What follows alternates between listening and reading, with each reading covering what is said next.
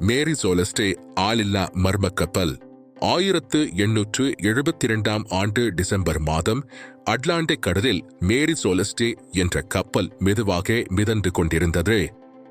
அந்த வழியாக வந்து மற்றொரு கப்பல் இதை கவனித்தது. கப்பல் சரியாகத்தான் பயணிப்பதாக தெரிந்தது. ஆனால் அதில் எந்த அசைவும் இல்லை. சந்தேகமடைந்த மாலுமிகள் அந்த கப்பலுக்குள் சென்று பார்த்தபோது அதிர்ந்து போனார்கள். அங்கே கண்ட விசித்திரங்கள் ஆட்கள் எங்கே? கப்பலில் கேப்டன், அவரது மனைவி, மகள் மற்றும் 7 மாலுமிகள் என மொத்தம் 10 பேர் இருந்திருக்க வேண்டும். ஆனால் ஒருவரை கூட காணவில்லை. சாப்பாடு தயார், மேஜையில் உணவு பரிமாறப்பட்டு அப்படியே இருந்தது.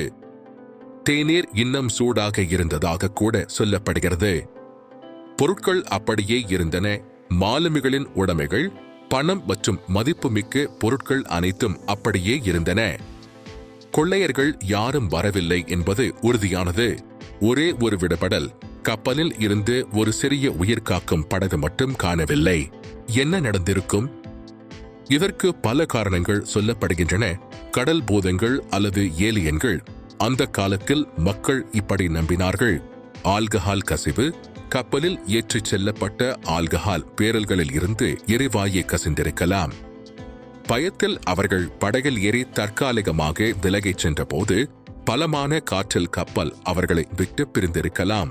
கடல் சுழல், திடீரென ஏற்பட்ட இயற்கை சீற்றத்தால் அவர்கள் பயந்து வெளியேறியிருக்கலாம்.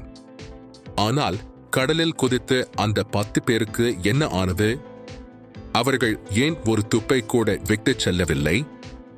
என்றவரை இது ஒரு பெரிய மர்மமாகவே இருக்கிறது.